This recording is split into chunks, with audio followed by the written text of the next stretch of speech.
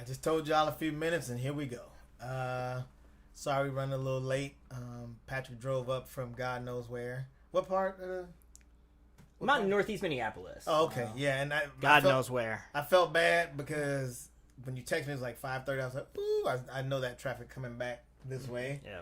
And construction. So thank you again. But we are here. This is episode 64. Let me take care of business first before I get into my guests. Shout out to my sponsors, Wingnut Tattoo, Collins Brothers Torn to St. Cloud, K's Midtown Cafe, Hourglass Cleaners, R&L Repair, Dirk's Heater and Air Condition, and the E-Sig Lounge. Thank y'all for everything. I love y'all. Let's keep on. Oh, shit. I forgot to turn off my ringer. That's okay. I'm good. It's my shit. I can do it. I figured that was because you forgot a sponsor. Like, you got 46 sponsors, and the 47th one was like, hey, you didn't say me. Nah, I turn them down. I'm happy with my 7. I got the magnificent 7. So, my guest today, man, is a good friend of mine. And I want to tell y'all this before I forget it. But he was the first dude in the cities to ever, like, I get write-ups in St. Cloud or surrounding areas all the time. But nobody really was doing a write-up on me about my comedy in Minneapolis. And Patrick was one of the first people to reach out to me. He was like, man, I've been watching.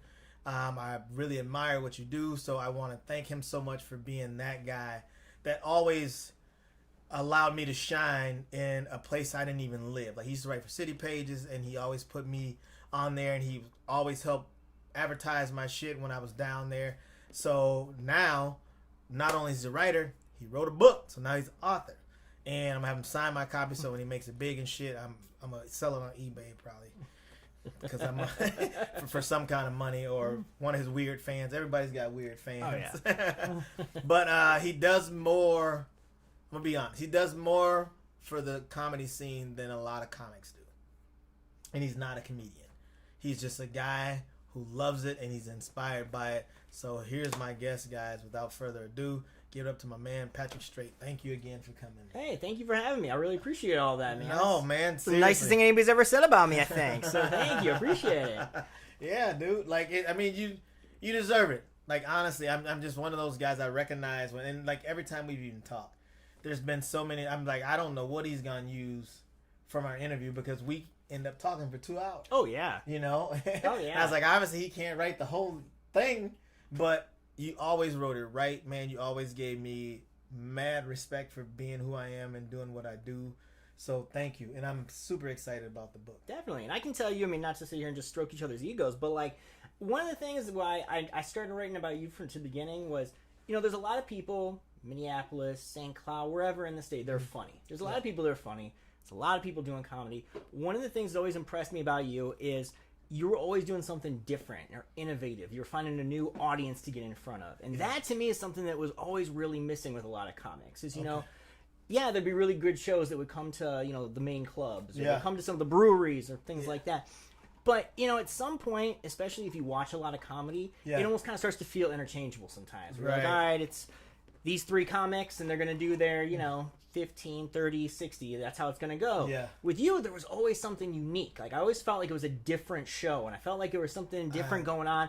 And it was fun because it made me think, you know, I've seen you a bunch of times. I've, you know, seen you do a bunch of shows, but I never felt like you were just mailing it in, doing a show. It was never just, here comes another show, and Adrian's going to headline. So, no, I really give you credit for that. You know, one of the things I'll say, and we can get into this later, I genuinely think you were one of the hardest working people, not comedians, people that I know, because you are always finding new ways to get yourself out here. I mean, look at this. We got podcasts and broadcasts and sponsors, and I mean, there's other comedians right now who you know, I think they feel like they're doing enough, and I think you're a guy who's never satisfied with enough, and I'm always really impressed with that. Thank you so much, man. Yeah.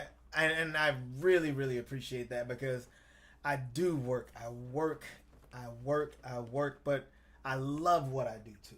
So it's not so much, you know what I mean? Like, Absolutely. It's not so much work, but it's just I went to the open mic at the Carpet last night, and one of the last things I said, I was like, it's going to take a long time. Like, comedy is really a grind. It's not music. Music you can make one song, and you can eat off that song for 20 years. And comedy, and most people, like, I know it.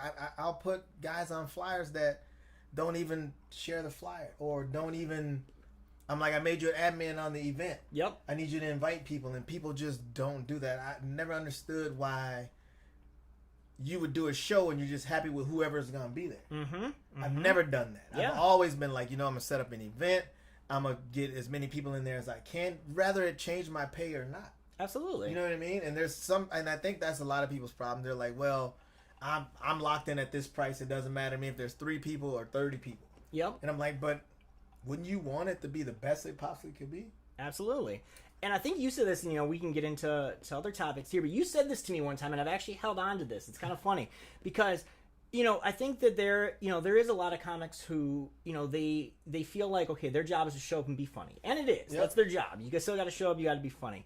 But at the same time, I think that they just kind of assume the world's going to find them, right? Yeah. And I remember one time, really specifically, we talked about, like representation and management. I said something about like, man, do you ever wish you could just kind of just show up and just do your thing and get out of there and you don't got to do all this ancillary stuff? Yeah. And you said, yeah, maybe someday. You were like, but the thing is if I got a manager or, I got an agent or whatever the case is right now, am I really going to pay them a percentage to just make the damn phone call for me? Right. And you said, you can make the damn phone call. Yeah. And that's part of the reason why I'm honestly here, because I'll be honest, this book came out about 2 months ago, and they had a public relations person. She's great. Nothing but love for the people over at Minnesota Historical Society.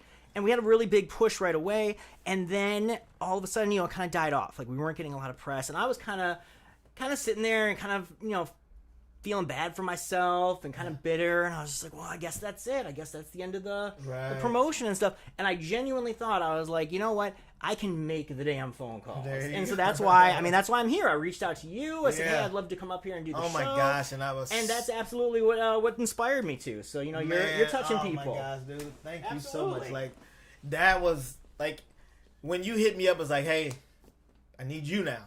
I was like, fuck, I can't believe I didn't think of Patrick. You know what I'm saying? But that's our conversations, man. And I tell people that. I'm like, I've worked with people who I thought that was going to change my life, right? And I realized, to those people, you're competition. You know what I'm saying? Nobody's going to ever hand you their card and say, hey, call my manager. He needs to see you. Yep. You know what I'm saying? Nobody. I don't care how much they like you. Yeah. They'll tell you, keep grinding, go get it. You got good stuff. See you down the road. They'll tell you all that shit. And I had to figure that out, man, because as a comic, you do certain shows with certain people. You're like, oh, this is... I used to always be like, oh, somebody's going to take me on the road. They're going to do this. And they're just like, nah, man. Yeah. Like, you got to do it. Yeah. You got to put in the work. And when they see you putting in the work, because you never know who's watching. Like, for the longest, I didn't know you paid attention. You know what I'm saying? I remember you messaged me and you told me, like, I see your dates, and you like, I get some of the invites. And I remember even like when COVID hit, you're like, dude, there's people who said they have like 2 or 3 shows, and they're like, I'm kind of done. And you're like, you got like 15 shows this yes month. And it's just, I'm so happy that I stayed home to a certain extent, and I made it happen, and nobody gave it to me. Sure. You know what I'm saying? Nobody gave it to me. Everywhere I went, I just took bits and pieces of what I need to learn, or who I liked and what they said, and just it resonated with me. You know what I mean? And just having people that come here and they're just like, bruh, you got a fucking phenomenal thing. Yeah. You know what I'm saying? Yeah. Like, there's so many people that are like, I would have never known about St. Cloud if it wasn't for you. Absolutely. And then when they come here, my people show up. Thank you guys so very much for making me look way better than, you know what I'm saying? And it's been a blessing on that part. And I love it. I love traveling, and like, I love going to shows where I can just go do it. But I'm so used to, I've been doing this. I was literally in comedy for like 6 months and realized I wasn't getting paid, and I started booking my own shows 6 months later. I had no idea what I was doing, and we get drunk and it'd be shit shows. And I'm just like, it's just I'm hosting the party, basically. Yep. You know what I mean? But I stuck with it. And especially when that's how I know consistency is key, because I stuck with it. And then when I got to the carpet, I just finished my 14th season at the red carpet. You know what I mean? And that's 16. I've been doing it, booking my own shows for 16 years. So I ran around looking at places for a couple years. And I remember I'd buy food and try to get people in and everything. And I was just like, no, I'm going to get them in with this comedy. Yep. I'd have rappers open up. I'd have anybody who I thought could bring people. And then people just kind of fizzled out. I was like, it's not their dream, it's mine. Yep. And I didn't have I tell everybody, what made me work so hard is I was already a dad by the time I started. So I didn't have the luxury of being on the road. Right. Nor did I want it, because I found out what they were making on the road. And I'm just like, if I just invite my friends, I can make that money. Right. They're going to be mad at me, but I'm going to charge them for it because they know I'm funny enough to do it. You know what I mean? I'm like, if I got 20 friends, I got $200. Yeah. That's better than me driving to a 6-hour drive for 150. Oh, yeah. You know what I mean? In the wintertime. Yep. And so I was just like, I got to make it work here. And I'd come to Minneapolis or somewhere in the cities, and I'd go to places and meet comics, and I met a lot of I love them all, man. Like, and I just feel like being one of the guys who started it, I have so much to give back. Absolutely. I have so much to give back, and I try to do that with everything I do. Yeah. You know what I mean? Especially comedy, man. Like, I heard Chappelle say one time, he said, if you're doing it the right way, I'll fight tooth and nail for you. You know what I'm saying? And that's how I feel. Like, if you're doing it the right way, man, like I'll never stop talking to you about it. Yep. You know, I will never stop talking to you about it. I got guys now that come and they just want to talk, and I love it because I'm like, that means.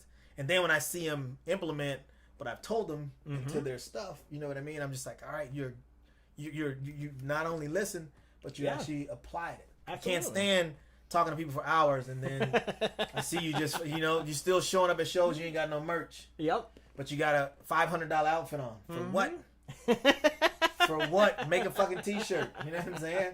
At least a shirt with your name on it. Something. Yep. Where people will remember you by. And I learned that. I remember I got to give credit to my wife. I didn't want to make this shirt. I was like, one mic only means something to me. Yep. It doesn't mean nothing to anybody else. My wife's like, just do it. She's like, trust me.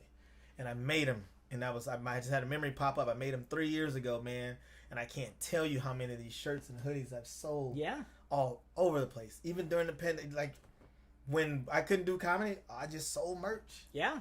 I sold merch. Yeah. I got an online store now. Shout out to my boy Ned sitting there. You know what I mean? Like, we got an online store now, and you just get these random purchases. You're like, oh shit, gotta go to the mail. They know me by first name at the post office. Yeah. You know, and there's people I don't even know that I get an email and they want 4 and 5 shirts, and I'm just like, that's a dope feeling, man. There's somebody in another state who says that they are One Mic Entertainment. They're wearing all the merch. They're doing their own shows. Might be. I ain't think about that part. Yeah, that's their brand. But no, one thing, and your merch, and you and me, I've talked about this before. I think there's a stigma in comedy, especially. A lot of comedians, I think, and it's merch. It's the like you mentioned. It's handing out flyers. It's sending out Facebook invites, things like that. There's this stigma in comedy that if you're hustling like that, and if you're trying to find other avenues, and you're trying to promote yourself, that it's almost kind of like you're a sellout. Like, I feel like there is some comics who carry this mentality, like, oh, I can't have a T-shirt, I can't send out my own Facebook invite and things like that. Like, they have this, and even with podcasts. I mean, I know there's people who they have their own podcast, and I'm like, well, how many people listen to your podcast? And they're like, well, I don't know. And I'm like, what are you doing to try to like market that and build that? And they don't, because like, well, I'm not going to tell people to listen to my podcast. And I'm like, and I think that, and I don't know what it is about comedy. I don't know if it's just because a lot of comics have kind of that, there's always a kind of little bit of a sense of self-consciousness or self-loathing with a lot of comedians, and maybe it's some of that coming into play. But that's one thing I give you a lot of credit for, and I feel like a lot of people can learn from you is you have to market yourself. If there's one thing that I can say, I can't give a ton of advice because I'm not a comic. But I've been writing about comedy for 15 years, and the biggest thing I can say is you have to reach out. You have to tell people what you're doing. Yeah. And I feel like there's so many, I've had comics who get pissed, and they don't talk to me. They don't get pissed at me because most comics, I don't know what I'm allowed to say or not say on the show. But you can say whatever you want to say. A lot of comics are bitches. But like, there you go. But like, they'll get pissed, and I'll hear about it through the grapevine, and they're pissed because I didn't write about their show, or because they were in a comedy contest and I didn't talk about it. And I'll hear this, and I'll go, I didn't know they had a show. Right. I didn't know they had a contest. Did they reach out to you? Exactly. No, not at all. I mean, it wasn't malicious. 100%. I don't know. But if you don't tell me, there's nothing I can do for you. So that's day one stuff. But I think a lot of comics feel like they either can't or shouldn't or just won't do it. And even, you and I have talked about this too. you've always got shows going on. You've got stuff going on constantly. Yeah. And you'll always let me know what's happening. And, you know, obviously I could do a story about you every single week, but at some point it's like, I can only talk about Adrian so much. But the thing that's great is because you constantly keep me in mind, you're always top of mind for me. So whenever I'm writing a story or whenever I'm working on something, even if it's not specifically about you, if it's not here's an Adrian Washington story, it's still, you know, you're at the top of my mind. So if I'm writing about, you know, something that's a comedy trend, or if, you know, like for example, sneak peek here. No, we've got, you know, Father's Day's coming up, and so I was like, oh, you know what I should do is I should really talk to, you know, guys who are fathers and comedians and find out how do you balance, you know, being a father, being a comic, working on the road, you know, what your kids hear, what they don't hear. And so you were the first guy that came to mind because I'm like, well, Adrian's a dad, he's a comic, he, you know, he balances both. And I think that that's one thing that, you know, comics, you got to keep yourself out there. You have to stay relevant. And I know a lot of comics don't like that, but I mean, it's the difference. If you're going to, I feel like if you're going to be successful, if you really want to be successful, that's what you got to do. Yeah. You know what I'm saying? Like I try to, and I tell people that I put it out there because I want you to know what you got to do. And I want to show you, I'm living proof that if you do it, it works. But you got to work it. Like it's nobody's going to give it to you, man. Yeah. It's called a grind. Like, as cliche as it sounds, it's really called a grind for a reason. And I thank so many people because they're just like, dude, you are working. Like, sometimes I don't even realize how much work I'm doing until, like, I talk to somebody like you, or somebody will just message me and it's just like, bruh. Yeah. Like, I just looked at your calendar. You know what I mean? And it's like, God damn. And the crazy thing about it is 85% of them I'm doing myself. Yeah. You know what I'm saying? Like, there's at least 85% of them, I'm like, nobody's... That's what was dope about June 1st last year when they said you could be on the patio. Yeah. June 2nd, 3rd, and 4th, I was on the patio selling out shows. I didn't have to wait for nobody. I had already talked to the owner of the club, and who was he? He wasn't going to say no. You know what I mean? Oh, yeah. And I feel like there's so many comics that just wait around and hope somebody just... And it's a weird stigma, man. It's a weird stigma because you gotta be like, comedy is one of those things where you almost gotta flirt with the line of like cocky and confident. Yeah.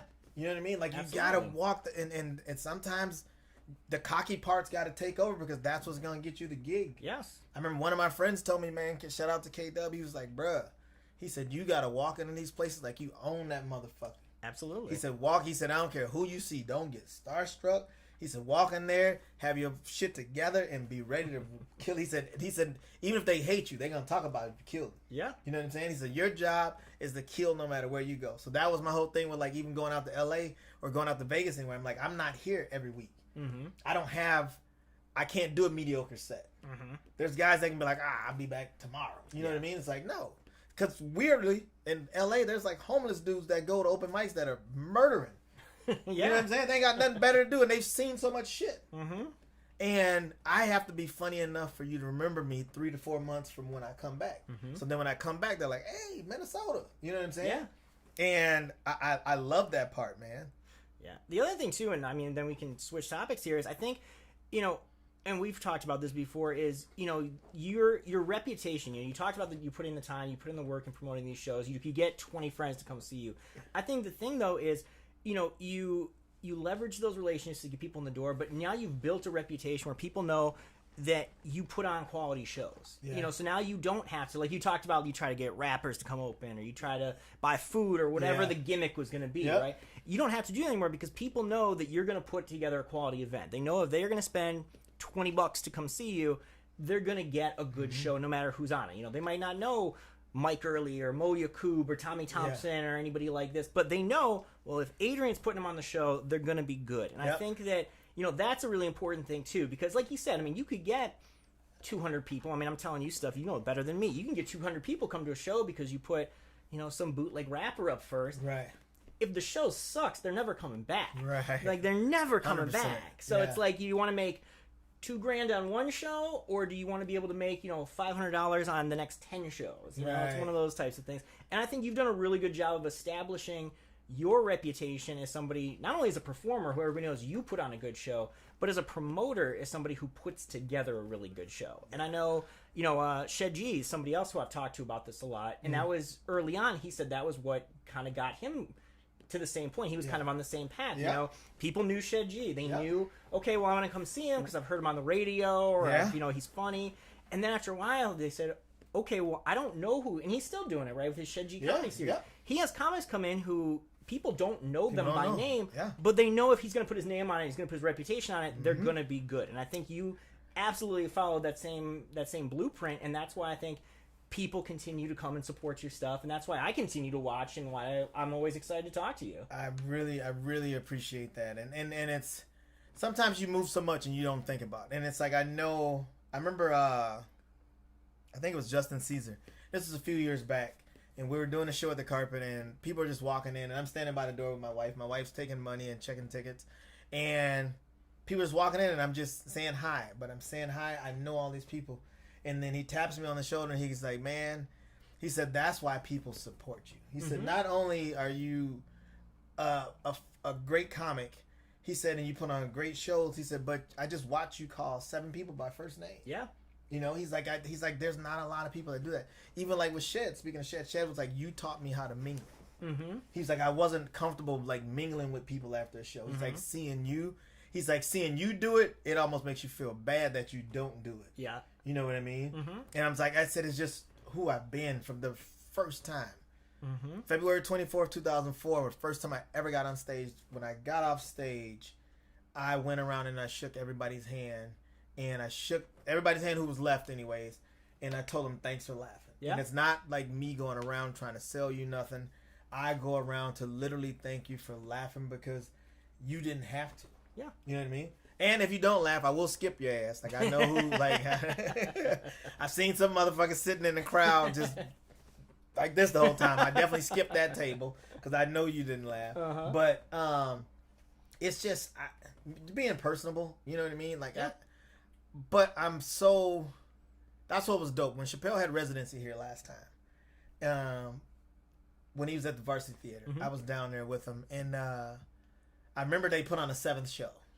And I remember his manager told him, it's like, hey, the 7th show sold out. And he was like, oh, like he got excited. Yeah.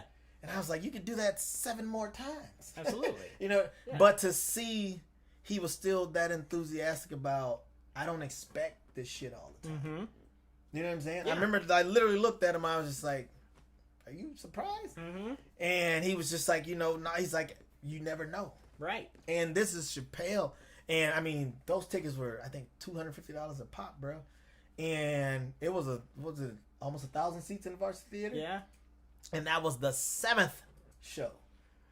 That's crazy. That's crazy. He could have easily stayed for another week and did the same thing. Oh, yeah. But as somebody who works hard at it, to see a guy on that level that you actually get to talk to still be, and that's what I tell people. I'm like, who the fuck are you?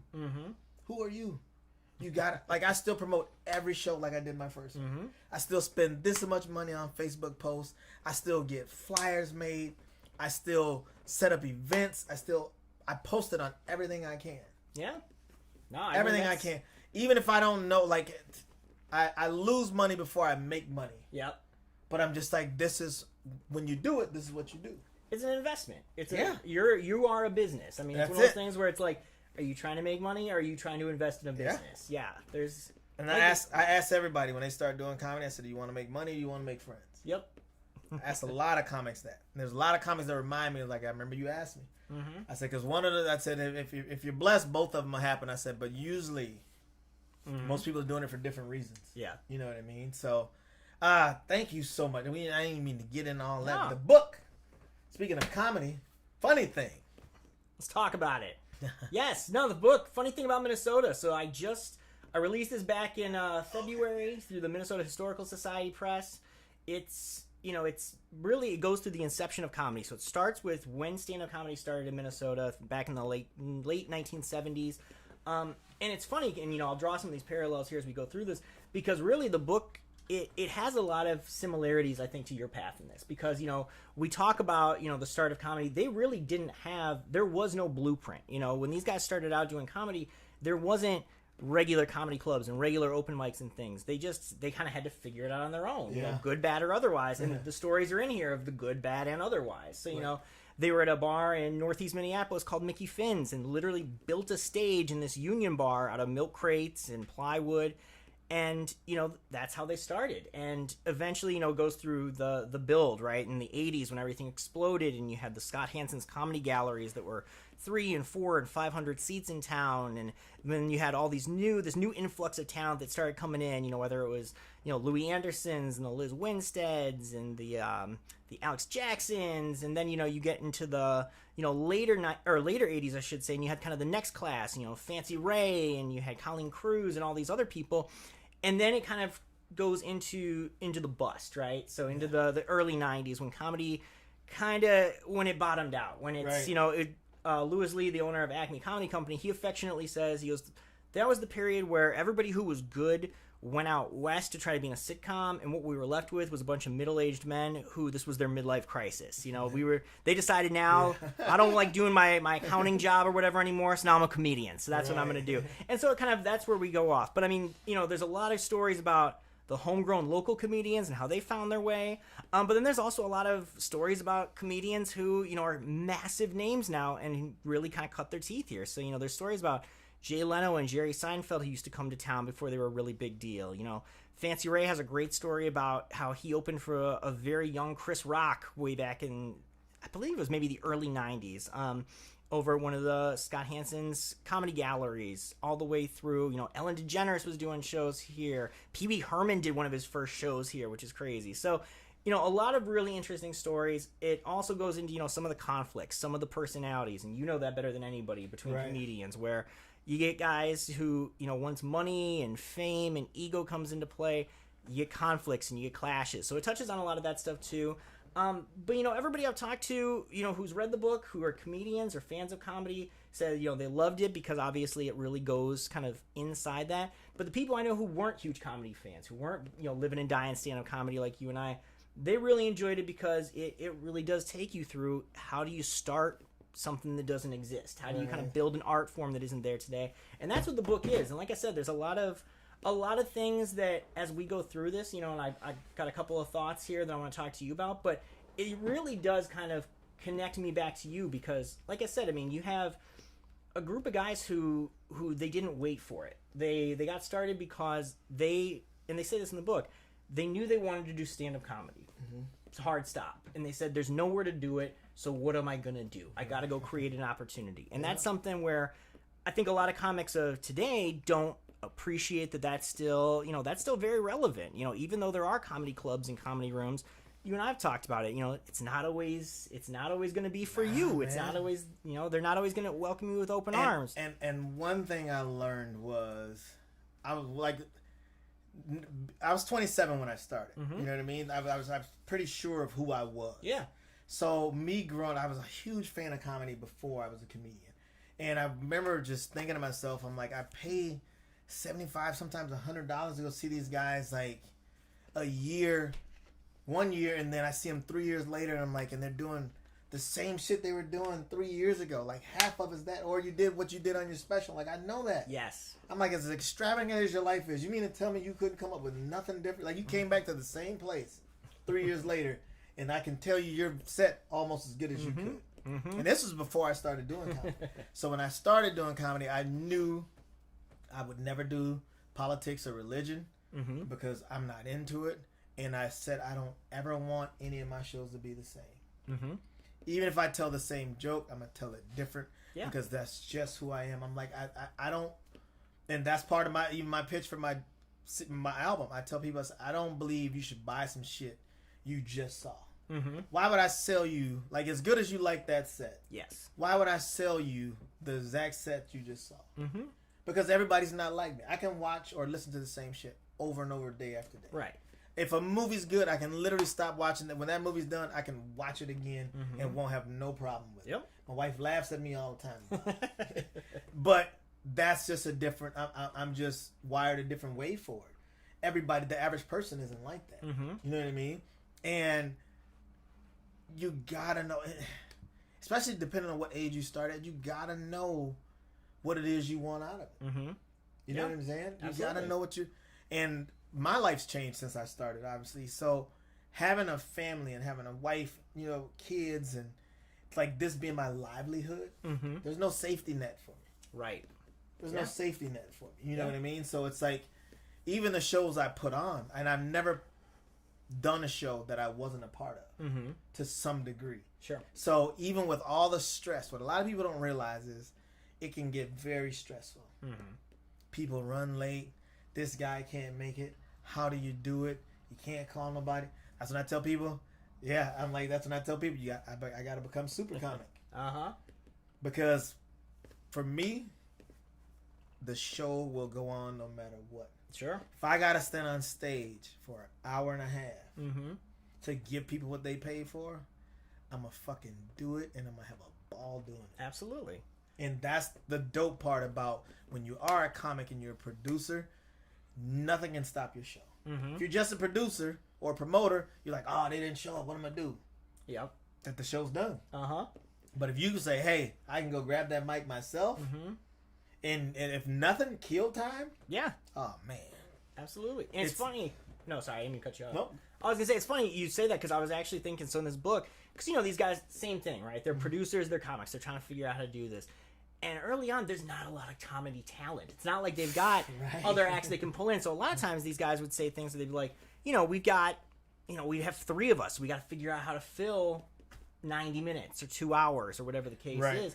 And it's funny hearing some of the stories. You know, I love it because from the promoter side of it, you know, one of the guys who first started running the room at Mickey Finn's, Jeff Turbino, said that he'd have nights where, you know, some guy would come in and go, oh, I can do 30 minutes. I can do 30. And go, okay, cool. And pencil him in for 30. He goes, then I'd watch him start drinking. And he would just be drinking at the bar for 2 hours before the show. And then he'd get up there and he'd do maybe 6 minutes and he'd be slurring. And then he'd get off stage and I'd be going, I guess I got to go fill 25 minutes. Right. And, you know, it's stories like that. And you're right. I mean, I think, you know, it's interesting to me because, and, you know, you can tell me your experience with this. You know, Louis Anderson said in this book too, comedy, it's funny because I think a lot of people look at stand-up comedy and he said it's looked at as kind of the lowest denominator of art form sometimes. You know, people are like, oh, you're not a musician, you're not an actor, Right. you're not this. And But- it's one of the toughest. Absolutely, because that's the other thing is, if I'm a musician, I mean, you said it yourself earlier, I can write one song. I can write one great song and I can tour off of that forever. Right? Yeah, you know, and people will come to see that, you know? I Yeah. mean, if I'm going to, you know, there's all these 90s groups and stuff that are still Yeah. touring. I'm going because I don't want to hear their new stuff. I want to go hear what I knew when I heard in Right. 1996. Yeah. And, you know, and they can do that. You know, actors, like you said with movies, same way, you know. I can put on a movie right now that's from 2000 and go, oh, I still love this movie, and they're going to get paid off of that. They're Right. going to get residuals. Comedian, if I go to your show and I saw your same act 2 years ago and you do the same joke, I'm going to go, I already heard this. Like, I'm not getting my money's worth Right. anymore. You And you're have not to gonna be come see- new and unique and relevant. Yeah. And you're not going to come see that person no more. So for me, and like, especially being in St. Cloud, Mm-hmm. I was like, again, I mean, not Rum Runners at the time. First Street Station was a comedy club, and it was one of the ones a lot of national comics hit. Mhm. It was part of the run. You know Yep. what I mean? But I was like, one thing I knew was like, I know for me to do it the way I want to do it, Mm-hmm. it's gotta have to be my shit. Yep. Nobody's gonna let me come in to their stage and be like, just say what you want, do what you want. Yeah. They're gonna try to. I know they're gonna try to water it down because there's a lot of shit I gotta say. I'm a '70s baby, man. Grew up in the '80s. You know what I mean? Like I was watching Richard Pryor when I was 7 and 8 years old, Mhm. reciting this shit. My uncle's paying me a quarter. You know what I'm saying? And that was how I grew up, and that's how I knew it. Mhm. So that's how I wanted to do it. Absolutely. And I'm in St. Cloud. I'm not even in Minneapolis. So not only am I in a very predominantly white town, Mm-hmm. this is 17 years ago. It's like, yeah, a lot of people knew me, but it's like you also want to open up yourself to a new audience. Yeah. When you walk into a comedy club or you want people to come to your show, you don't want just the people you know. Mm-hmm. You want it to grow. Yeah, absolutely. And for me to do it the way I was doing it, I was like, I'm gonna ruffle some feathers. Mm-hmm. Yeah. But at the end of the day, I remember telling myself a long time ago, I said, if no matter what, I got to be able to look myself in the mirror in the morning and respect myself. And know that, and that there's been so many people that are like, oh, you should do this. You should do. There was comics that I respected. That's like, oh, don't do that. I was like, man, I understand what you're saying. I'm like, but for what I do, yeah, it works for me. Yeah, I can't. I'm sorry it doesn't work. Like improv works for me. I'm sorry if it doesn't work for you. Yeah, I don't have to write a lot. That's why I tell people I got to give God credit because it's a God-given talent. I don't have to work very hard at it. That's why it's a talent. You know what I mean? It's your gift in life. Yeah. And I'm just I'm a bullshitter, to be honest. I just talk shit, and everybody in my family can talk shit. I'm just the one that gets on stage and does it. You know what I mean? And it's just, I'm quick-witted. And I remember before I even knew I wanted to be a comedian, I always told myself, I said, if the opportunity ever comes up, I got to give it a shot. And when it did come up, I literally said to myself, I was like, all right, you either got to piss or get the fuck off the pot. It's like you've been talking about this to yourself for years. Yep. And now you've asked enough questions where this can happen. You're going to be a bitch about it? Yep. You know what I mean? Yep. And most people are. And I thank God, February 24th, 2004, I got on stage and I did it. Yeah. It was scared. My heartbeat was up here. But somehow within that 5 minutes, by the time I got done, I was sitting on the stage, on the floor of the stage, and I had relaxed enough, or at least seemed relaxed enough. I was the duck in the water. Everything on the surface calm. Fucking feet still, you know what I mean? Oh, yeah. But it was some of the scariest shit, but it was like that good scary. Even now still. That's the part I love about it. I do shows now, and it takes me a week to come down. I can't sleep the night before. I don't sleep the night of. Yeah. I wake up and all I do is recite the show, the feedback, the faces, the everything. It's just, it's molded, man. Yeah. And that's why I thank my wife, because it's an obsession. I have to remind myself, like, not every date we take should be a comedy club. You know what I'm saying? Yeah. I performed on a honeymoon. We were in Hawaii. And it was a guy I had met in LA 5 years previous. We were just friends on Facebook. And I hadn't talked to him in 5 years. And he was like, hey, I see you out here. I got a room. He picked us up at like 11 o'clock that night, which in Hawaii, it was like 4 o'clock in the morning here. Whew! It sucked, but I smoked me some Maui Wowie. And we got to do it. And it's one of those things, man. Like, I love it. I love to see everybody kill. That's another thing I don't get. I book you with intentions of you to do the best performance you've ever done. Sure. And I try to create the environment for you to do that. So when you don't do that at my show, I question, like, I know everybody has an off night. Yeah. And that's why I tell people, everybody's like, oh man, you killed. I'm like, I call myself stage killer. I started calling myself stage killer years ago. And I'm just like, I can't call myself that and honestly mean it and promote that if that's not what I do. I want you to see me and know. That's why one of the best compliments is, oh, as soon as you show up at a comedy club, they're like, oh yeah, this is gonna be good. There's been people that told me, they're just like, hey, as soon as you walked on stage, they're like, I didn't even know you were here. I tapped my friend and was like, watch this. Yes. You know what I mean? And I love that shit, man. But again, it's passion. I do it because I love it. I don't do it because I'm okay at it or I get free drinks or money. It's not even about money no more. Like now when you ask me to do a show, the first thing I think about is it worth leaving my family for? Right. You know what I'm saying? Yep. Like, I love it. I would do it for free any day. I have done it for free for a very long time. Yes. Yeah. It took me 13 years to actually fucking gain the courage and say, all right. And even then, me and God had a serious talk. You know what I mean? And I was just like, I need to know that I know I got a good inkling. This is what I'm supposed to be doing. But I need to know this is what I'm really supposed to be doing. For sure. And I love doing it the way I do it. I love being a part of the Minnesota scene. Go ahead. No, I was going to say, so I got a question for you, and you mentioned the Minnesota scene. That's actually a really good transition for what I want to ask you. And you talked about being in St. Cloud, where, when you start doing this, you're in a predominantly white town. Yeah. And so one of the things when I was writing this book, because I try to be very intentional, where I was like, if I'm going to talk about the scene, I can't I don't want to, and this is what I try to do with my other writing, whether it's City Pages or Minnesota Comedy, mncomedy.com. I try to look broadly, and I say, you can't just look at, okay, this specific club or this specific race or this specific gender. Like, you have to look at the scope. Right. And, in this era, there was a lot of, the majority, I mean, look at the cover. It's, let's be honest here, it's 5 white guys.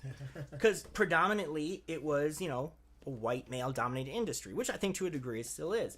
But, there's some folks in this book, who were African-American comedians, Alex Jackson and Charlie Walker and Fancy Ray. Mm-hmm. And one of the things I talked to, so Fancy Ray, I had an interesting conversation with him. Love Fancy. Oh, yeah. Everybody loves Fancy. I was going to say, if you're the mayor of St. Cloud, he's the mayor of Minneapolis. Yeah, definitely, man. That's, yeah. But one of the things, and this is the 80s, where he's full Little Richard at this point, right? Oh, he's got the buttered curls, and he's wearing makeup. He is full Little Richard at this point in his life. And it's funny because he used to go into a lot of smaller towns. Like, he would get booked in these smaller towns throughout Minnesota. And a lot of these towns, he's like, they'd never seen a black person before. Right. And he goes, and some of the other comics at that time, like I said, Charlie Walker and Alex Jackson, these guys were, for lack of a better term, they were more subdued, right? They weren't loud and boisterous necessarily. Right. They were comics, so obviously they're funny, and they had that to them. But they weren't necessarily going to ruffle as many feathers. And then you get Fancy Ray. And Fancy Ray is going to come and he's going to kick your door in. And he is just going to be loud and everywhere. And he even said to himself, he goes, there was some situations that, there was some scary stuff. Like, I saw racism. I experienced racism. He goes, but, I myself went in and I said, I have to do what I do. Like, I can't try to change based on where I go to. And I know you and I have talked about this as far as, like, race is concerned and comedy is concerned, about the idea of, tweaking your sets or doing different comedy depending where you are. I know that you do shows in a lot of, smaller towns. And, I always think that one thing that's interesting is that you do your set. You do your comedy no matter where you are. If I go see you in St. Cloud or Minneapolis, or if I go to St. Joseph, where I think you got a show on like the 3rd, I know you're going to do the same, not the same set, but it's going to be the same style of comedy. And I think that that's one of the other things that's really interesting because, and I've talked with other comics about this, and I feel like it's not really talked about a whole lot, is, it feels like, at least, and this was kind of my experience from the book too, I think race and comedy are two of those things that it's always there, but nobody never really necessarily discusses it, right? I mean, so I'm curious. So I'm going to ask you. I'm turning around. I'm going to interview you now. No, I mean, what's your take on? Because like you said, you will play bigger towns and that are much more diverse, and you'll have more of like a black audience there. Mm-hmm. But you'll do towns where I know I've seen the photos and I've seen this. There's no black folks in that crowd. None. It's you, and it is a lot of people who look about as transparent as I do. You know what I mean? Right. And so, I mean, like, what's kind of your thoughts and what's your attitude as you started booking these smaller towns, especially early on, where you maybe didn't have that same confidence yet, or you didn't have that same repertoire yet? What helped me gain it was there was, you always expect the worst. Yeah. You know what I mean? But I honestly believe, man, laughter is the best medicine. Mm-hmm. As weird as it is. I'm like, there's so much. It's the most universal thing in the world. Sure. That's why we all watch the same movies. Movies don't sell millions of dollars because one race watched it. Mm-hmm. Funny's funny. Yeah. And I always knew I was funny. So I'm just like, I looked forward. I got to the point where I looked forward to going to these small towns because I'm just like, these motherfuckers need me. Yeah. They need me and don't know they need me. And I'm self-aware enough to know who I am and what I am. Mm-hmm. Like, I've done shows, man. I remember, and like my wife, it bothers my wife way more than it bothers me. Yeah. Every show I go to, I can find somebody, especially small town. I can find somebody that's not laughing, and I know they're not laughing simply because I'm black. They just don't want to give me that. Yeah. I could focus on that guy, or I could focus on the fucking 150 faces laughing around. Absolutely. Yeah. You know what I'm saying? Yeah. And that's what I've learned to do, man. I remember the first time I was with Steve-O, and we were down in West Texas. Mm-hmm. We were in Odessa. Shout out to my man Rob. We were in West, and we did 4 shows together, man. And I was fucking on fire every show. Mm-hmm. And I remember one of my buddies, Jacob. Shout out to Jacob. Jacob was he was behind me. He was DJing, and Jacob's a white guy, and he told me, he said, man, he said, I was looking out in the audience. He said, I knew there were people who wouldn't laugh. Just because you're like, they sat there like this, and they just waited for Steve-O to come on stage. But you know what I found dope about it? There'd be these motherfuckers walking in with cowboy hats and the big belts, and they walk up to me, and I'm just like, well, here we go. They about to try to tell me this fucked up joke or something. And they'd be like, man, can me and my wife get a picture with you? Yeah. You know what I'm saying? Absolutely. I'm like, you make sure you put that on the refrigerator. You know? And I just always have been that guy, and I'm confident in who I am. I've been very confident in who I am for a long time. So I'm comfortable enough to, with, even when it gets uncomfortable, and I'm one of those guys, like, as serious as I get, I can't stay serious without a joke in it. Absolutely. So I'll break the mold somewhere. Yeah. Where there's a laugh, but it's like at the same time, it's like, no, we gotta, we like, even when I got to start back doing shows last June, I told my wife the night before the show, I panicked almost, and I was like, I don't know how tomorrow's gonna go. And she's like, what do you mean? Like, you get to get back on stage. I was like, but most of my comedy comes from a happy place in life. There hasn't been a whole lot to be happy about. Sure. You know what I mean? We were in a pandemic. It was a George Floyd thing. I was just like, I don't know how this is gonna go. Yeah. But I realize, again, this is why God put me on earth. I can't handle everybody's problem. Nor do I want to. My job is to make people laugh. And not only people, it's good for me and everybody around me. If you're around me, I'm going to make sure you have a good time, because that's all I want. Absolutely. That's all I want. Yeah. You know what I mean? Even when I couldn't do comedy, I had to go somewhere to watch my friends do comedy. Shout out to my boy Trix and Brandon and all those guys out in Vegas. I told my wife, I was like, I just gotta go. It's not even about me being on stage. I need to be in the atmosphere. Yeah. This is my therapy. This is how I cope through life. Sure. You know what I mean? I am still such a fan of it.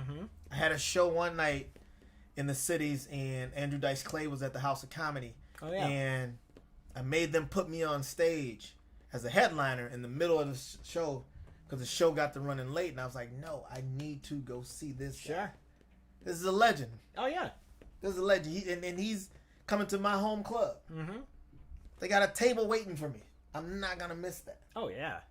I'm not going to miss that. I had a ride waiting for me outside. I orchestrated. You drop me off. I'm going to have me a couple drinks. I'm going to do my set. By the time I walk out there, you're there, drop me off there. My hotel's across the street.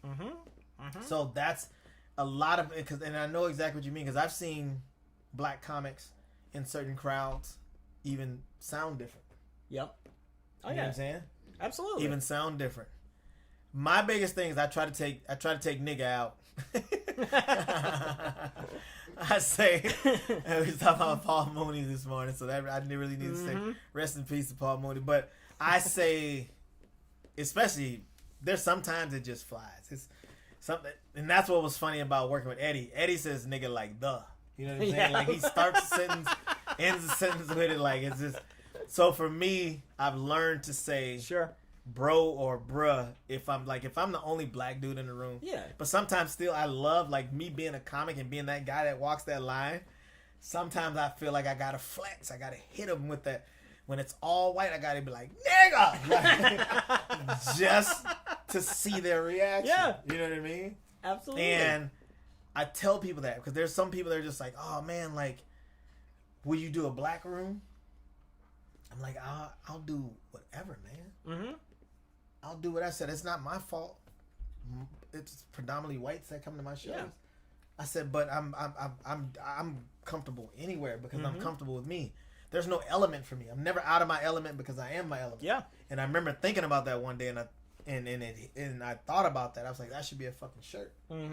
I'm never out of my element because I am my element. I create my environment. Sure. I'm very comfortable. Yeah. No, I mean, I think that's really important, you know, and that's one of the things I've talked to you about this before. You know, I know there's comics, you know, white and black, who will use race as kind of an excuse if they bomb or if they don't get put in a specific room or something. You know, like, for example, I'm not going to name names on them because I'm not going to put them on blast, but, like, I know a white comic who did Poorhouse at one point, you know, Elliot Vreeland's room down there. which is predominantly black room. Yeah. And this person, they bombed. They didn't make it. They got played off the stage by the DJ. They had a bad night at the office, right? And I remember talking to this person afterwards, and they were like, "Well, I didn't know that it was a predominantly black room, and I didn't know that this wouldn't connect." And don't get me wrong, like I think there is something to be said. Yes, of course, there's some jokes that are gonna land better in predominantly black rooms versus predominantly white rooms. That's fair. But if you're funny, you can figure out how to crack through some of that crowd. But that's exactly why I tell people I can't walk in with a set. Yes. I can't walk in with a set because I don't know what the audience is gonna be. Right. And not even just race, age-wise. Absolutely. What if I walk into this and it's all fucking 20 to 25-year-olds? Yes. Versus 55 or 45 to 55. Absolutely. You can't do that. And I've seen people bomb just because their material never exceeded their age. So that's why I tell everybody, know the room. Know your audience. Yes. Get there early, listen, check out shit. But that's the problem. There's so many comics that feel like they're on the show, so that's good enough, and they can walk in a few minutes before the show, and that's good enough. Yeah. It's like, no. Because if you're not naturally funny, right, it's going to be a long night. Yes. Or, if you're an Eddie Griffin or you're a Chappelle, you can do that. Yeah. You have that luxury at this point. And you know this better than anybody. Part of comedy is it's the most relationship-based art form there is, in my opinion, right? You can be the funniest person in the world. If I don't like who you are as a character, and it feels weird to say as a character, but if I don't trust you, if I don't like you, if something rubs me the wrong way, I'm not gonna react to your material the same way. I'm not excited to laugh the same way. And I think that's what you're talking about here. Yeah, and that's crazy. I just told my wife, I think 2 days ago, we were talking about something, and I was just like, man, and that's why I tell people, when you got a guest set, you don't have time to be edgy. Yes. You got 5 to 7 minutes. Yes. Do your best shit. Make them remember you. You know what I'm saying? Yeah. And I'm like, if you got a 30-minute set, you can get edgy. Yes. You can lose them and gain them back. Well, because you've earned their trust in a 30-minute set. And I told my wife, I said, you gotta be. I said, you gotta be likable. We were just talking about this the other day. I said, you gotta be likable. Yeah. People like you. They usually trust you, and they can let their guards down. I said, if you're gonna be an asshole, boy, you better be good looking and somewhat funny. You know what I'm saying? Yeah. If that's your, and that's why I get these comics. They don't care what they look like on stage. They don't. I'm like, bruh, just prep yourself a little bit. Have pride in it. Yeah. There's so many comics I see they just don't have pride in it, and then you get these people that'll beg you for stage time, and then they go up there and they suck, and they're just like, oh man, I got a lot on my mind. What'd you beg for stage time for then? Right. You know what I mean? Yes. You gotta be. There's a saying, if you stay ready, you ain't gotta get ready. You know how many times I've been to a comedy place and I just went as a fan? Someone said, hey man, so-and-so didn't show up. I ain't got to be like, oh shit, I ain't got my book. I got to run back to my hotel and get, nah, I'm fucking ready. No matter who's in the audience. Yeah. Because I'm secure with me. You don't, everybody's not going to like me. Yeah. But I guarantee you, I'm not even funny enough. I'm smart enough to win over everybody, most people in this room. Yeah. If there's 200 people in there and 10 walk out, guess what? We won. Absolutely. We won. But that's another, I believe that comes down to passion. That comes down to, are you just happy with the $150 somebody paid you and you just drove 6 hours for and you caught a flat, and you know what I mean? Like, it's all kinds of shit. Yep. So let me ask you a different question. Same kind of category, but different twist. So as a promoter now, right? Because we just talked about how as a promoter, you've established a reputation that you put on good shows. You don't put on bad shows. If I come to one of your shows, even if I don't know the comics on it, I know it's going to be good. I'll draw back to the book because I'm trying to cross-promote. No, please do. Available now on Amazon.com. Minnesota Historical Society Press. Please do. Where can they find that, by the way? Yes, you can. No, thank you for that totally smooth segue. Yeah, no, the book is available. It's through the Minnesota Historical Society Press. So you can get them on their website, mnhs.org. Otherwise, you can get it on Amazon, obviously. You can search by Funny thing about Minnesota, you can search by my name. It'll come up. If you go to my website, mncomedy.com, then you can get it. There's links off of there. So, and if you're in the Twin Cities, it's at most independent booksellers, Barnes and Nobles, things like that. So, but the one thing I was going to ask you was, in the book, so one of the points of contention that this gentleman, Scott Hansen, who became one of the big deals of promoting in Funny thing about it, the room I have now at the Carpet, when it was first built, was Scott Hansen's Comedy Gallery. Oh, no kidding. Okay. Yep. That's funny. Yeah. So it's still following a lineage. Yeah. But I know one of the points of contention a lot of comics had with him was they felt like he was booking people who they thought he only took care of his friends. That was their big thing. They said, "Oh, you're only booking people who you like, and you're only booking your friends. You're not booking me." And his argument, and I actually was going to side with him on this, and this is where I want to get your take, is he said, "No, it's not that. It's that if I had a big show, I had to go with who I knew was good, and if I trusted this group of comics." I would book them because I knew they were going to give me a good show. And this other group over here, maybe you are funny. I don't know. But you haven't put in the work. You haven't put in the time. You haven't showed me that you have that passion. And so, no, it's not favoritism. It's, I see that you're earning it. And, I'm sure that the truth is probably in the middle as it pertains to this specifically, right? I'm sure there is some because I heard that too. Yeah, I mean, I'm sure that he did have some friends and he had some favoritism. And I'm sure there were some comics who you're threatened by him. I talked to some of them in here who they're threatened and who he just didn't like or whatever it was, and so they got kind of blackballed.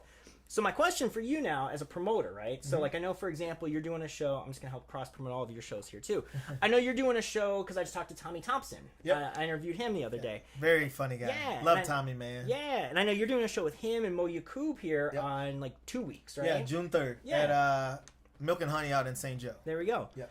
So, I mean, I know those guys are both funny. Yep. I know that.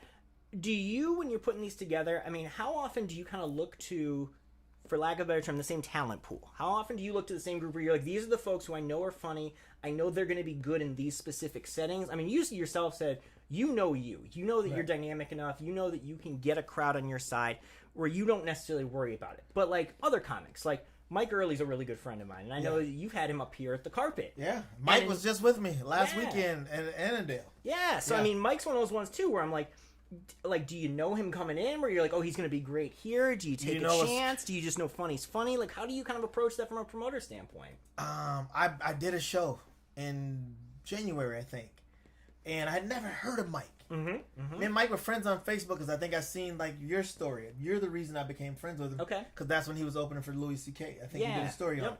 And I was just like, I made a check to add him as a friend to do that because I was like, this is somebody I want to check out. Because I'm a Louis fan. You know what I mean? And I didn't know him, and I got to watch his show. He featured for me in North Dakota. Okay. We did a show, and he looks like McLovin. Right? Oh, yeah. And he's just this super quiet, just chill dude. But he's a fucking monster on stage. I loved his delivery. And it's funny because he did an hour set. He just did it in a half hour. Because he doesn't laugh at himself. He just everything's just it's just do, and he just does it. And as a fan of comedy, I was like, I really like this dude. Yeah. And then finding out he's from Minneapolis, I was shocked because I was like, they've been hiding you from me. They've been hiding. Like, where you been? Yeah. And I was just saying, I told him then, I said, dude, I got a few rooms. I said, I'm gonna definitely book you for it. He's like, yeah, man. And like, he doesn't drink or anything. He hung out with us at the bar all night, and we just talked. And we talked comedy because him and Skylar was from South Dakota, and it's just that's my best thing. There's so many people that's like, oh, let's go here, let's do this, let's do that. I love talking with comics about comedy after a show.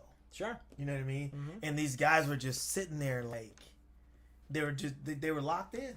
But then I found out Mike's been doing it for 10, 11 years. Yeah, and I'm just like, I didn't know who you were, dude. I was like, they've been hiding, so I was kind of pissed for a second, but I was like, and now that's just since then we've done the Carpet, and Mike just did Annandale with me last weekend. He's turned me down a couple times because he was gone, but I and it's weird because like sometimes it's funny. I tease my wife about this because my wife is spoiled obviously because she lives with me, and she's kind of biased, so she knows what comedy, you know what I mean? Yeah, she knows what it should be, right? I can tell when I go to the bathroom or something from a show and I come back, she's like, hey, how long's he got? I was like, ah, shit. I was like, is that where he's at, babe? How long he's got? You know, or I'll come back and she'll be like, hey, this guy's really funny. You know what I mean? And when I get the how long he's got, or people start walking to me like, hey, man, and I'm just like, I said, I get it. Everybody has an off day. Yep. I don't know what people have going on in their minds. Again, I don't know if you caught a flat on the way up here. I don't know if it was tough for you to get here or get to the show or whatever. But I book you off of even conversations. I love people who are naturally funny. And I can tell who you are by talking to you. And again, there's a lot of guys I just want to give a chance. Sure. Because I was that guy at some point in time. Somebody gave me a chance. Not everybody like people. Everybody still don't like me. Right. Their problem is I love me. You know what I mean? For the record, I've yet to meet anybody who doesn't like you. Anytime I bring you up, it's like, oh, everybody in conversations like, oh, Adrian's great. You gotta love Adrian. Doesn't matter. Oh, I mean, we found one. We found one guy who doesn't like you. But oh no, I know. And the funny thing is, like we said, I mean, we were talking about race, but like Mike Early is a friend of mine. I'm like, oh, I saw you're doing Adrian's show. He's like, oh, Adrian's a great guy. You know, and you know, I'll talk to like Ashinafi. He's done a show with you. He's like, oh, Adrian gives me such great advice, and he's so great. You know, Khadijah Coopers is somebody who I've talked to a lot of times. She loves you. So it's first thing, you know, I guess I'm gonna stroke your ego again. I think that people recognize that, people know that, and I think the fact that you have that balance of giving people opportunities versus going with who's proven, right? I think that says a lot for you as a promoter. I also think, and this is something that, you know, I'm going to give you a ton of credit for, because I think a lot of even club promoters don't do this. I know this for a fact. You actually take the time to watch who these people are. You watch their act and you know, are they funny? Because, I mean, like you said, everybody has an off night. Sometimes you just eat it. You just get up there and eat it, and so be it. It is what it is. But you know what you're getting into. You know, you don't book a Mike Early without... Because if you just, like you said, if you looked at Mike Early and you didn't know anything about him, you'd be like, I don't know about this guy. Right. He's and you know, he's it's a crazy. Scary young man, but yeah. Even in festivals and everything, there's so many comics that just do their set and they go hang out or they go to the green room. I watch everybody, man. Yeah. I don't know why even. I've always been fascinated in what separates me from other people.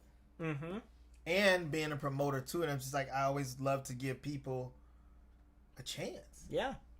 And that's what I mean, though. I try to create a room where, honestly, you're expected to kill. You're expected to kill. Yeah. I'm going to set it up for you to fucking kill. If you don't do that, the calls are going to slow down. They're not going to stop. I'm going to be honest. They're going to slow down. Because I care about this, and I gave you every opportunity to smash. Yes. And I think that's a big difference. I mean, to tie back to the book here, you know, we were talking about Scott Hansen. I gave him credit a minute ago. Now I'll kind of play the other side of it. Some people talked about Scott Hansen, and they said that he would put them in situations where they were like, I was in a no-win position. You know, he'd jump the line on somebody, and he'd go, oh, okay, I'm going to go up and I'm going to do a guest set before you. And he'd end up doing 30 minutes and burning a crowd out. And this next guy would go, well, okay, now how am I supposed to follow this? Right. And or the big thing, he just stopped showing up after a while. Yeah. You know? Yeah.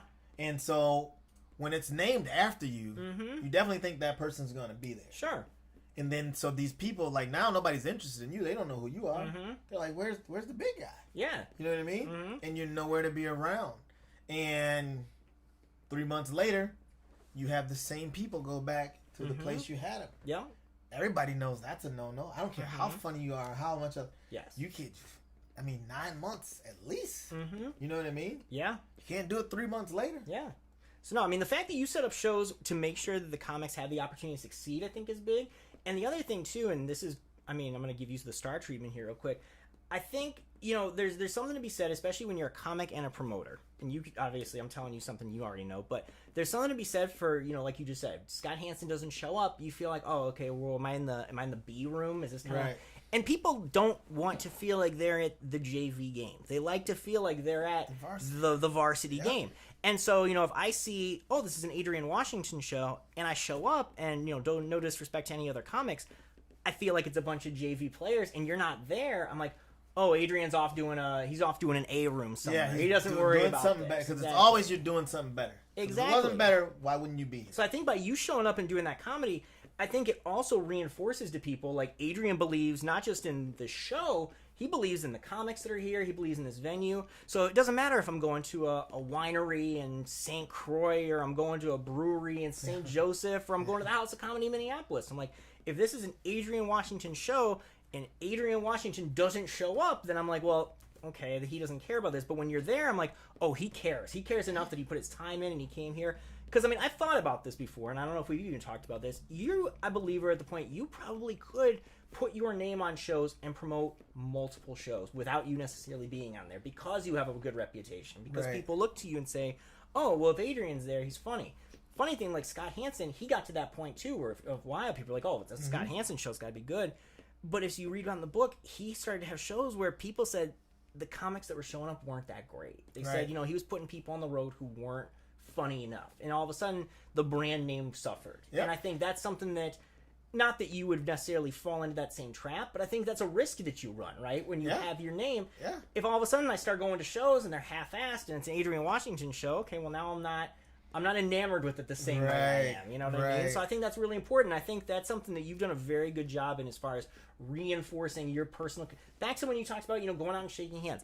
It's that personal connection with your fans and with crowds and with other comics that I think has endeared you to people, and I think has really given you the career and the success that you've had. I think that shows. I appreciate all of that, man. I've never looked at it from that point. For me, I'm just doing me. It's not extra work to me. You know what I'm saying? Yeah. It's all part of it for me. Like, and that's one thing I tell people too, when I do a new venue. I say I would never put on a show I'm not at. Yep.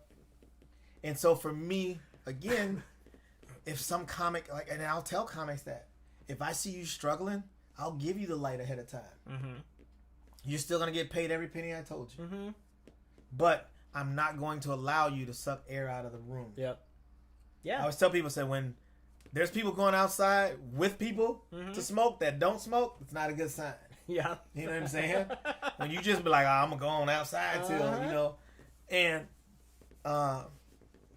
I try my best to create the environment, a very fun environment. I'm part of I'm greeting people at the door. My wife's taking tickets. Like, we shake hands, we have a drink, we take pictures, you know what I mean? Like, but I love it all. Yeah. Because, again, people don't know what I went through to make that show happen. Yes. You only see the end process of it. You didn't see the sleepless nights or the questions I had to answer, and even though I put everything on the flyer, you still ask me. There's so many people that's like, hey, can I still get tickets? Have you tried yet? Yeah. When you can't get tickets, then hit me up. But all you got to do is click that link, and I promise it'll work. But I'm also that guy that responds to everybody. Yeah. I respond to everybody. The last show with Eddie Griffin, somebody messaged me. True question. I just had a baby 2 months ago. Are kids allowed at the show? Oh, no. Because I just had the baby. I'm like basically breastfeeding. I can't. The baby don't take a bottle, so I can't get a babysitter for it. Oh, tell me you let her come to the show, though. Oh, you should have let her come to the show. Eddie would have had a heart attack. He would have had a heart attack, but he would still be telling that story to this day. You'd be getting those late night plugs from Eddie. You'd be like, so then she shows up and she's breastfeeding at the show. It is a pandemic VIP, out bro, here, right? And I feel bad when I haven't caught somebody's question, especially about the show. There's some people that's like, so you work like Friday, Saturday, or Thursday, Friday, Saturday. Like, what do you do the rest of the week? I said, I network and I answer questions. I work on that all week, and I it's who I am. My wife, thank God for her, because I'm always trying to, as I look at my calendar, I'm always trying to figure out what's next. Like, how do we do this? How do we do this? Yep. And she'll remind me, all right, you did the show Friday and Saturday. Success, you're done. Yeah. Sunday, stay away from the computer. Yep. You did it. Enjoy it. Like, kick back. We're going to enjoy it. Yeah. We're going to hang out. You know what I mean? And I'm just like, you know what? You're right. And then Monday, I go right back to it. Tuesday I email clubs. Wednesday I email clubs to go to different places. I network with my friends. I check on people. Being a father and a husband, there's got to be balance. That's why I tell people, I'm like, you got me all day. All day. My wife's at work. My kids are at school. You got me all day. For you to get me after 5:30, it's going to have to be something pretty important. Yep. You know what I mean? I'm an ordained minister also. So now I get these weddings I get to do. Yeah, I saw you were doing those now. Yeah. You know? I've been doing that for, I think, 2 years now. That's a lot of fun because people are just like, we just want to laugh. But I always let people know, I'm like, I can be as serious or, you know what I mean? Like, some people, like, I want it spiritual. I don't want it. Like, I'm just like, I'm going to do what you want me to do. Yep. A lot of times I got to talk to the women because dudes just, like, they're like, I just want to have fun. I'm like, nah, watch out. This ain't your life story, bro. Like, she's been thinking about this. Most dudes are on their second wedding, so they don't give a fuck. That's me. That's me. But it's just even like with the motivational speaking. Yeah. You know, I got a gig coming up for a charter school in Bemidji, June 16th and 17th, and I was just gonna be a comic for them. I was gonna be their entertainment for the adults. And when I talked to the lady who was booking me, she's like, you got an interesting story. She's like, you can actually be one of our breakout speakers. So now I got, you know, they're bringing me and my family up there. It's like on a beach and it's a beautiful resort. Yeah. Chase on the lake, you know what I mean? Like, and I love it because I also love telling my story. I haven't always had my shit together. I had a kid 18 and a half years old. I got expelled from school my junior year. You know, I didn't graduate right away. I did end up graduating. I went to jail a few times, you know. But at some point, you got to ask yourself, what do you really want out of life? Right. Yeah. What do you really want out of life? And I thank God, again, I'm a man of faith, man, so I believe everything happens for a reason.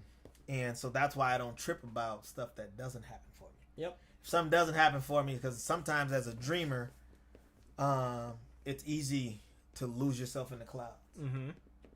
But you have to come back down to reality, and you'll drive yourself crazy wondering why doesn't everything work. Sometimes you're asking for stuff that you really don't want. Yeah. And I'm content with that. Yep. I don't need that. Like, my life is great.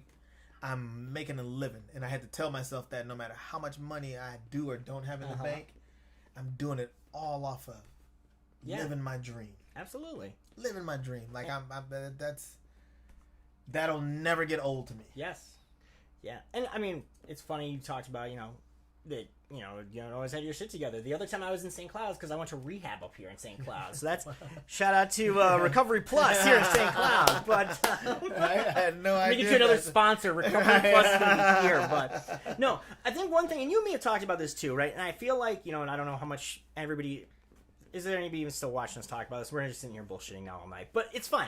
No, you know, one of the things that you and I have talked about is I think, you know, the motivation for why you do comedy and why you put on these shows is really important, and people can feel it. And it's not always a bad thing if you're one or the other. Like, I always say, you know, most people are either into comedy because they want to make money, or because, you know, they love perks that come along. Well, yeah, and the perks that come along and stuff. And then there's the, you know, they love it. They like the validation of it. They like to make people laugh and all this kind of stuff.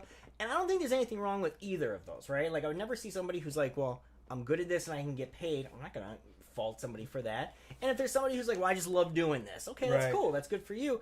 But I think, you know, and you said it right at the beginning of this. Do you want to make friends or do you want to make money? And I think knowing why you want to do it and working towards that is really important. And that's something that you've talked to me quite a bit about, you know? I mean, you know, you and I are the same boat. You know, we're both a little bit older. We're not old, but we're a little older. And, you know, we got kids, we got families, we got mortgages and stuff like that. And it's like, okay, well, I need to make money from this.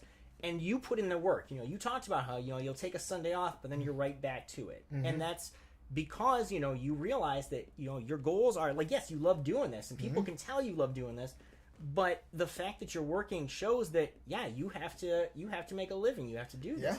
And on the flip side, you know, I know plenty of comics who, you know, they're not going to invest their money and their time in this, but they'll show up at every open mic because it's fun and they hang out, and that's cool. If that's where they're at in their lives, that's cool.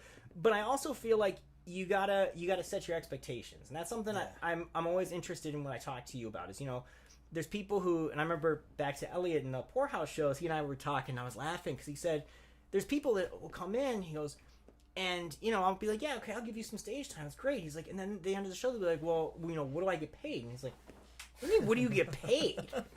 And they're like, well, yeah, I mean, and he's like, how many people did you bring in? And they're like, well, I don't know. And he's like, how many people did you send the flyers to? Like, you did, like, if you just wanted, yeah, you did nothing. So why would I pay you? And he's like, you know, somebody comes to me and they're like, hey, look, I can bring in 20 people and I'm going to do this and this and this to market this show. He's like, even if they're not great or they have an off night, he's like, I'm more than happy to pay that person because I understand what they're doing when they come in. Why do you think in LA there's bringer shows? Oh, yeah. You know what I'm saying? I don't care how funny you are. Mm-hmm. This guy's brought 10 people with him. Yes. The bar and the club's going to make money off of that guy. Absolutely. So that's who's going to get on stage. Mm-hmm. You know what I'm saying? Yeah. And I remember telling people that, I tell people how much money I wanted early in my career, and they were like, oh man, I can't pay you that. Like, I was just like, fuck it. Give me the tickets. Yes. I'll sell them myself. Mm-hmm. I'm going to make more off of your show than you are. Yeah. And I'd let everybody know, don't buy a ticket from that person. Right. You come in because of me, buy your ticket from me. That's how I get paid. And thank God I had and have the support system where they're just like, yeah, we'll get our tickets from you. There's people that waited outside till I got there to make sure they got their tickets from me. And I told them, I'm going to keep every penny. Absolutely. And that's how I got paid. And there'd be people there'd be some people like, all right, no, this dude really knows what he's doing. So I'm like, nah, I'll pay you what you want. You know what I mean? Yeah. I'm like, you gonna give me the $250 or you gonna let me make $450 off of this? And again, though, I've always been willing to put in the work. I've never, ever just been happy with what somebody gave me. Yeah. Never. I always wanted to know I had friends and family at the show. I always wanted to know I promoted the show. I always wanted to know I did what was best to make the show fun as a whole for everybody. And I've learned that's the difference between me and a lot of people. People to this day I book and I love them, but I'm just like, bruh, you ain't invited one person? Yeah. I know you seen the notification. You ain't invite one person? Yes. Like, just to fucking invite people. You can literally click on the group that you've already been on and invite those people. Yeah. But... Well, and I mean, we can talk about this forever. So we can talk about this forever. We can talk about this forever. But I mean, the reality is, and this kind of goes back to what I was saying, even, you know, about when my writing and when people reach out and things like this. Like, at the end of the day, it's, you know, and you know this better than I have said it so many times already in this conversation, but like, comedy business is a business, and I feel like a lot of people don't necessarily approach it that way, and that's what's really fascinating to me. Is, you know, they'll. And I think sometimes, you know, it's fine if there's your expectation where, you know, like you said, you're waiting for this specific club to give you time, or you're saying, okay, I'm waiting for this specific person to see me and bring me along. And if you're just going to wait, if you're okay with waiting, then that's fine. Right. But if you're not okay and you're not actively putting yourself out there, you don't have anybody to blame in this business but yourself, is my opinion on it. 100%. And that's kind of what it sounds like you're saying too. You know, I mean, tying in my book, funny thing about Minnesota, available now on Amazon.com. But like, and that's one thing I actually gave these guys a lot of credit for, was there was no YouTube and there was no social media and there was no reputation. So they just went out and they just hustled and they talked to people, and that's what you do now, which is what I'm really impressed about.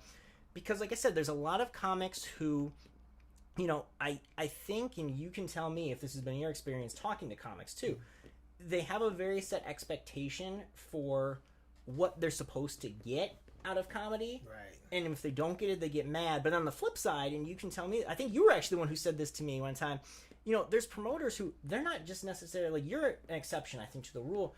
They're not just going to give you anything. You know, if you're not going to ask for it, they're not going to give you. They're not chasing you around with money to try to give you. No. So you have to be willing to advocate for yourself, to talk to that person and say, this is what I'm worth, or here's what I can do.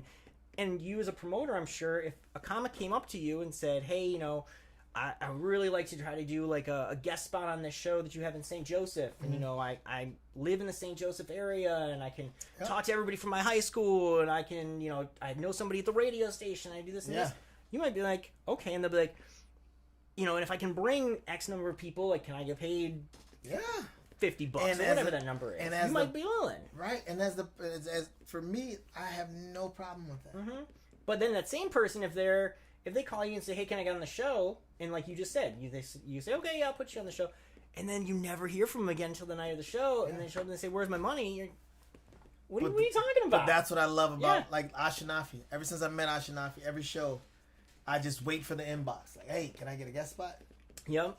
And now that Ashinafi will drive from the cities, I will actually, and I never tell him because I never know how it's gonna go. But I pay Ashinafi for his guest spot. Yeah. You know what I mean? I'm like, if nothing, I can at least give you your gas money. Yeah. You know what I'm saying? Because I know you're here because you love what's going on here. Ali came up and did a guest spot. Like, that was amazing. I was like, you don't have to be here, bro. Yeah. And we had a dope time. And I'm just like, that show, I was like, I think Ali's earned the spot for the headliner for the next show. You know what I mean? Yeah. And it's been a lot of fun, man, and just watching people grow and me meeting new comics and just I walk into certain places now and I almost blush because there's so many people like, man, I heard about you. I've heard about you. I know what you do. Like I applaud you for what you do. I'm trying to blueprint after what you're doing. Yes. You know what I mean? And it's just I never take none of that for granted. Like I love that part. I love being that guy, and that's what I love about having people like Donnell. Like I started telling Donnell, I said, man, I'm the OG usually at my shows. Yep. I'm the guy giving everybody game, and you know what I mean. I was like, so I don't have that, and so like he is the dude for me. And I remember him telling me, he said it's never a bad thing to start at the bottom of a new level. You know what I'm saying? And I was just like, that's, and I love everybody who does it. Funny or not, I love you for having the courage to get on stage. Yeah. There's a million funny people in the world. Sure. Millions. A lot of them aren't gonna get on stage. So when I get on stage, even I find myself, man, I go to festivals, people get off stage, and I'm just like, hey man, try saying this versus saying that. Yeah. You know what I mean? I'm like, you don't have time to be aggressive. You got to make it smooth. You got to know the audience. You got to make it smooth and get up out of here. Yep. I smile a lot. It helps me tremendously. You know what I mean? I can say, I can look at you and say fuck you and smile. Nobody takes it offensive. And I know that, so I work that. Right. But I can talk to you forever, Pat. We're gonna have to have a part 2 of this. I'm sure we're way over what we've ever done. And I know you got to get back again. Like, let them know about the book. Yeah, man. no, I appreciate you giving me the opportunity. Yeah, the book. All jokes aside, it's a funny thing about Minnesota. It's available right now. It's on, like I said, it's on Amazon. It's on Minnesota Historical Society Press. If you go to mncomedy.com, I've got a whole bunch of information up there for it. You can also read about Adrian on the site because I love talking to Adrian, putting up stories and things that he's doing. If you're down in the cities, it's at a lot of independent booksellers. You can go to indiebound.org and find the nearest indie bookseller. Some of the Barnes and Nobles have it. You can go to the Historical Society. If you're taking your dad there for Father's Day, go there, pick it up. But no, man, this has been great. I really appreciate it. This has been a lot of fun. Oh my gosh, thank you. Like I so said, much, and this is not just because I'm sitting in your home right now. I think when people ask me who are my favorite comics, period, not just who's your favorite Minnesota comics, you're always one of the first names I say because you're funny. I think you, like you said, you draw in your audience no matter where you are. And, you talked about how people will, if they see you come on stage, they kind of tap and say, oh, this is going to be good.